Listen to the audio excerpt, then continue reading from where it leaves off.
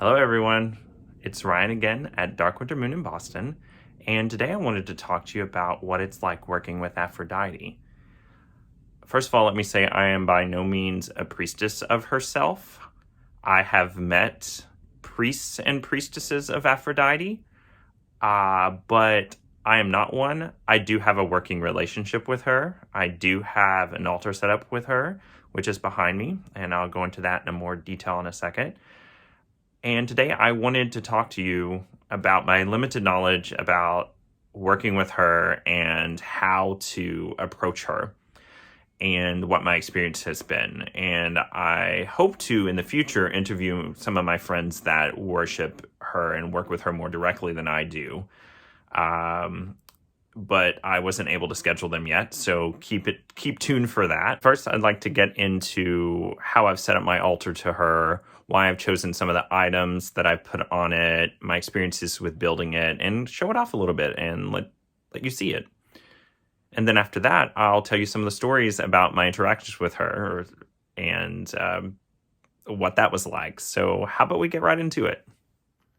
So I first wanted to start with the artwork that I have hanging above her altar. I think it's important to honor deity, especially Aphrodite, who's a goddess of love and beauty, with beautiful artwork. And a couple of pieces, this one at the top here and here, were done by a friend of mine who is a priestess of Aphrodite. And then this one is done by one of my favorite artists, Emily Balivet. And I'll link her information below so you can find more of her artwork. She has lots of beautiful, amazing pagan artwork that's centered around deity. And so I chose these pieces because they resonated with me for herself, for Aphrodite. And then this is the whole altar. This part over here is kind of a project I'm working on with Aphrodite. So it's a little bit of a spillover, but her main altar is this one. And I'm going to kind of go through why I chose some of these items. So we'll start with the altar cloth. So it's this deep, rich magenta altar cloth with fabric, and you can kind of see the other side is very golden. This, I just saw this fabric and immediately knew that I wanted to get it for herself. It just speaks to me of her colors, the deep, rich magentas and pinks and reds.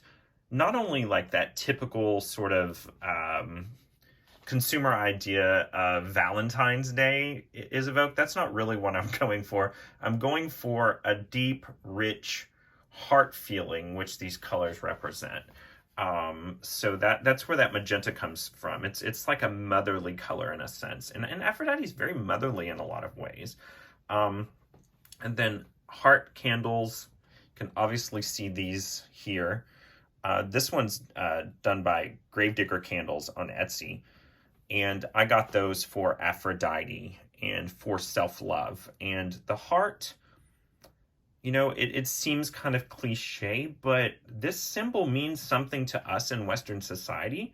And so it still has power regardless of if it's a new convention or not.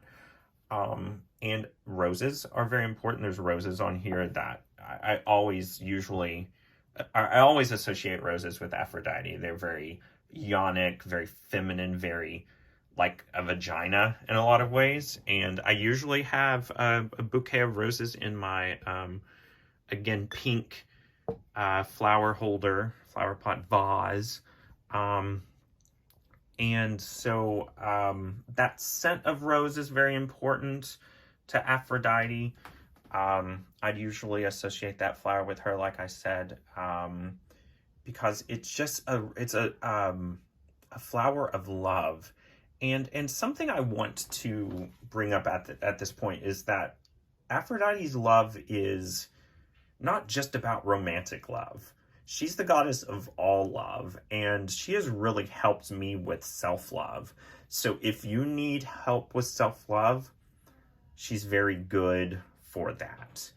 And also, she doesn't take any bullshit. She does not hold back. She really does hold you to task. So it's not all about that sweet, loving kindness. Though that is there, she just doesn't take anything. She will call you out on it. And I'll tell some stories about that in a second. But I have, let's see, I have 2 mortars and pestles for her. And this one's an interesting story because this is literally a silver dish that I found at the secondhand store. And this top, it works as a great mortar and pestle, and it's shiny and beautiful, and it felt like Aphrodite to me. So I'm like, oh, that's perfect. And then this one more so, I've just had it for a long time, but it's pink, so she wanted it on her altar. And then let's see, the chalice. So a chalice is pretty standard in my opinion, on most altars. It represents the element of water. But Aphrodite is associated with rainbows, and this one had such a beautiful rainbow sheen to it that I chose. It seemed perfect for her. And then I have this little dish. It's kind of like my cauldron for her altar. I use my cauldrons a lot. I mean, obviously to represent also that element of water and that openness, that wombish vagina-ness of goddess. But also kind of like the trash can of my altar. So the old magic that I need to get rid of, like pieces of tops of candles usually go in there, and I burn them later in the fire. So that's a great thing to have on any altar, not just Aphrodite's altar. And then a seashell with pink Himalayan salt in it. Again, there's that color pink. Aphrodite has said to have come out of the waves on a seashell. So that represents her as well. And of course, I use this mortar and pestle a lot to grind it up for blessing sacred water and those sorts of things. My housemate found this bottle, which is a beautiful rose production here with some pinks on it. And I oftentimes will fill this with a special recipe of what I call Aphrodite Blessed Water. And I'll use the pink salt in that to bless the water. And also I'll put a blend of lavender, rose and orange in there, which I associated with her. I'll bless the water with those oils, and it makes this wonderful, beautiful, fragrant water that I can use in my bath, and that I can dab on my skin if I'm feeling like I want a little more self-love in my life. And then, of course, there's a few stones here. There's this pyramid of rose quartz and pink opal, both of which I associated with Aphrodite. And there's a little baggie of some rose quartz as well. Rose quartz is very much a heart opening stone, so is the pink opal. So I wanted to put stones on the altar that helps me open up to my own love in my heart. I struggle with expressing those feelings of love and even allowing myself to feel them. So Aphrodite has helped a lot with that. Then something also with Aphrodite is a mirror. I have this beautiful shiny mirror. And because she is the goddess of beauty as well. And I also, you may be wondering what's going on here. You may have seen this in another video that I made, but this is my black salt, and with a sigil of protection. And you may be wondering why I have it on my Aphrodite altar. Well, something that I learned recently about Aphrodite, and I don't think is talked about very often about her, is that she's also a war goddess. And so I wanted that energy of righteous love in my protection black salt. So I have had it charging on my Aphrodite altar. And then one more thing I'll show you on my altar. This is my book of love. And it is something, I took a sketchbook and I covered it in red velvet and did some other beautiful artwork inside. Don't know if I can really show you, but let's see. you can see a little bit. Yeah, you can see kind of the rose there. Kind of put some pretty gold paper on the inside. But I've had this for years, and I started as kind of a journal of my own experiences with love and my own struggles with relationship and self-love. So it is kind of like my book of shadows. It is my book of shadows for my self-love and my love journey. And of course, I have it on her altar as a way to honor her and have her guidance and energy in my self-love work and my self-love journaling. Everything on this altar is a reflection of herself and my journey with her and with self-love, and with learning how to love myself and love others, both friendship-wise and romantically. So if you feel compelled to work with her and you want to create an altar for her, by all means, use mine as a template, but use your own intuition about the things that represent her to you and represent the journey that you're wanting to have with Aphrodite. That's so important, that you trust yourself and that you find your own way with that. And one of the best ways to get in touch with deity is to set up an altar to them and to call to them and meditate and seek an answer from them in front of that altar. And it doesn't have to be elaborate. I've been working on building this one for years, so I have a lot of things, but it can be as simple as using a tiny bookshelf or a corner table somewhere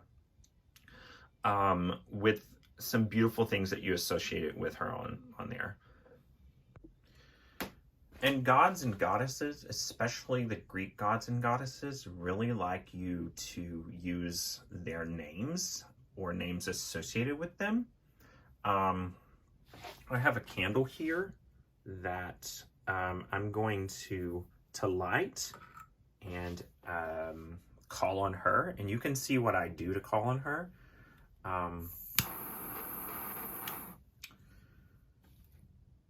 Hail, Aphrodite, star of the sea and jewel of the waves, lady of mysteries, lady of the waters, lady of the dark waters, madam, mistress, courtesan, I call on thee, hail thee and welcome. And so why those particular words? So one time in ritual, she called me out. I am very formal with deity, and I made the mistake of calling her my lady. And she snapped her head around at me and said, "You will not address me as my lady. You may address me as madam, mistress, or courtesan." And was very firm about that. And in retrospect, I think in some ways she was just kind of like challenging me and messing with me. And I get a lot of that from her. I get a lot of the snarkiness from her as a means to kind of snap me out of my formality. And so I think she was calling me out and saying, no, don't approach me that way. Don't put me on a pedestal.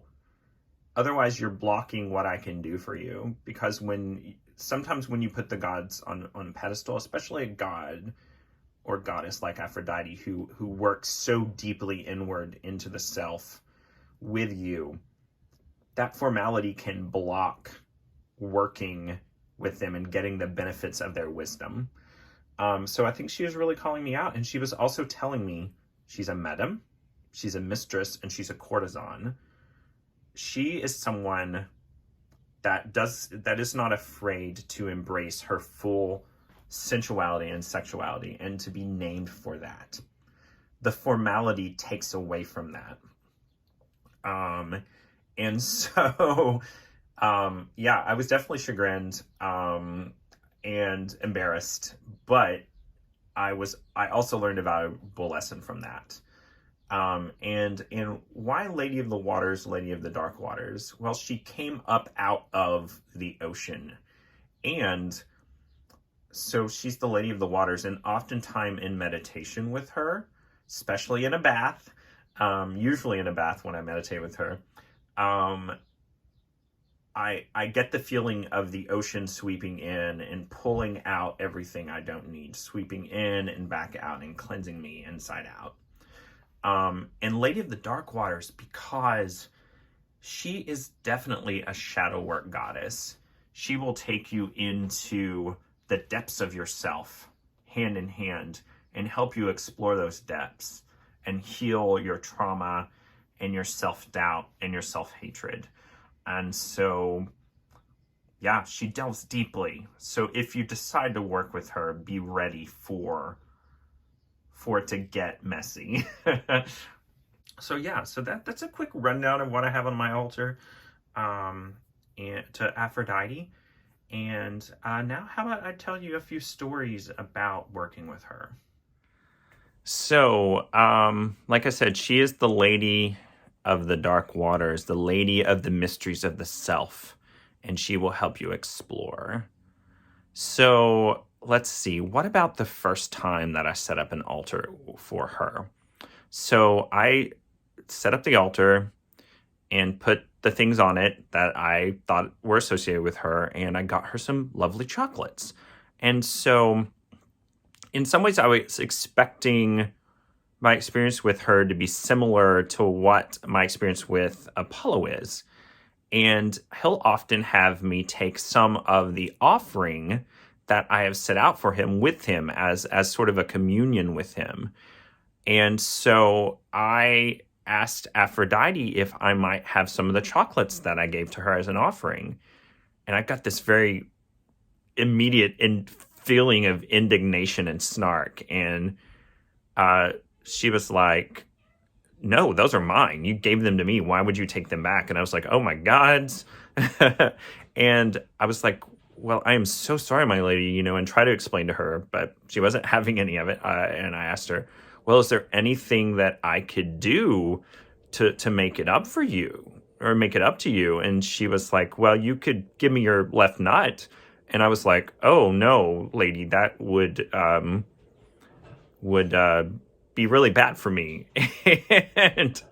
and notice also too, I'm digging myself in deeper because I keep saying lady, and sometimes I still struggle with that. So then I'm like, well, is there something else I can do besides that? She's like, that stone that you have on my altar, you can swallow it. And I was like, whoa, like I have really stepped in it. So if you work with her, keep in mind that there will be some snark. Again, it's just her nature. It's fun. A lot of it she does in fun. But also just be careful, she can be pretty testy, bless her wisdom. No offense, madam. And then, another time I was, meditating in ritual with my magical working partner, Allison. We had been working with each other, to contact Aphrodite, and we set up this elaborate ritual where we basically were on speakerphone with each other and having a wonderful meditative bath dedicated to Aphrodite. And we went through a process of getting deeper into the meditation together, like kind of guiding each other through the meditation. And we went out to an island in the ocean, which was Aphrodite's grotto. And we met her and in her grotto, and there was a huge table set with all of these different bowls. And I won't go into all the details of that and what came out of that, because it's not really entirely relevant. It was really for me personally. But the thing that I noted is that when I first beheld Aphrodite, she was wearing this long, beautiful, gauzy, pink and magenta and red gown, and her hair was richly coiffed and flowing down her head over her shoulders, and she was smirking at me. And as I I looked at the table in front of me, she was kind of moving around, and she came up behind me and was like breathing seductively down my neck on my back and kind of intentionally making me uncomfortable.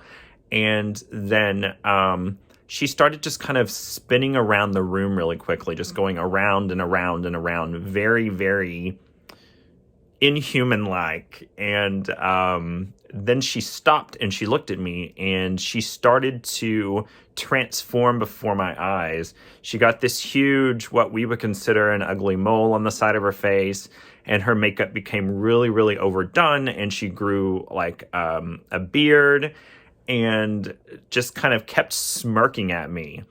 And I just really get the message from her that beauty is in the eye of the beholder.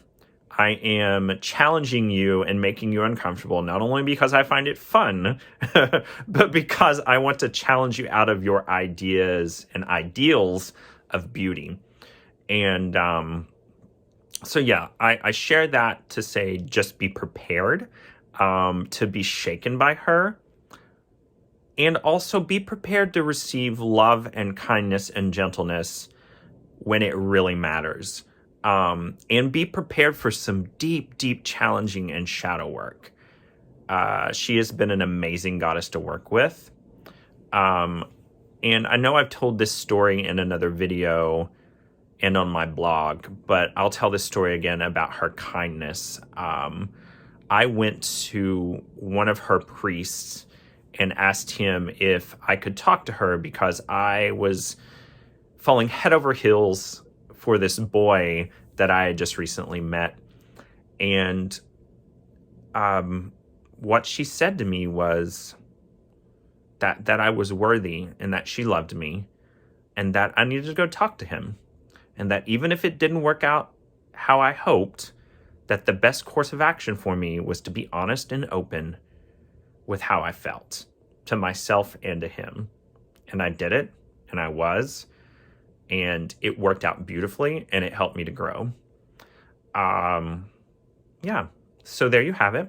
That's my take on working with Aphrodite. Like I said, I hope to have at least one of the priests and priestesses that I know to work with her to back for a full interview. But I thought I would share that with you all. And as always, I thank you for joining me. And likes and subscribes are wonderful. If you have any comments or questions, I can answer them all. I read all of them and reply to all of them, so please feel free to ask. I love helping and guiding folks. And again, I say thank you and have a wonderful weekend. Blessed be, and I love you all.